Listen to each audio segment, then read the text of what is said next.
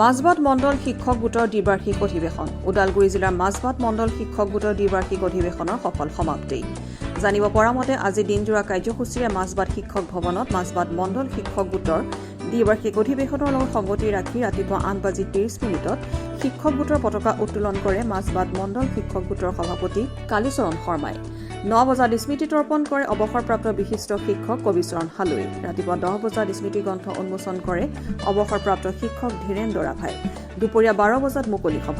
মুকলি সভাত সভাপতিত্ব কৰে মাজবাট মণ্ডল শিক্ষক গোটৰ সভাপতি কালীচৰণ শৰ্মাই মুকলি সভাৰ উদ্দেশ্য ব্যাখ্যা কৰে মাজবাট মণ্ডল শিক্ষক গোটৰ সম্পাদক মুকুল বৰ্মনে আজি মুকলি সভাত সদ্য অৱসৰপ্ৰাপ্ত শিক্ষক দিনাৰাম শইকীয়া ৰশ্মি বৰ্মন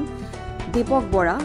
জনাৰথন দৈমাৰী সাবিত্ৰী বড়োৰ লগতে অৱসৰপ্ৰাপ্ত শিক্ষকসকলক একোখনকৈ ফুলাম গামোচাৰে সম্বৰ্ধনা জনোৱা হয় উল্লেখ্য যে মাজবাট মণ্ডল শিক্ষক গোটৰ সম্পাদক মুকুল বৰ্মনৰ প্ৰচেষ্টাত কাছলি নামৰ স্মৃতি গ্ৰন্থ প্ৰকাশ কৰা হয় বুলি জনা যায় অঞ্চলত একেবাৰে এতিয়াও পিছ পৰি আছে তাত শিক্ষক নিযুক্তি দিবৰ কাৰণে অনুৰোধ জনাইছো ওদালগুৰিৰ পৰা কেমেৰা পাৰ্চন বিলাল উদ্দিন আহমেদৰ সহযোগত যতীন নাথৰ ৰিপৰ্ট SN India 24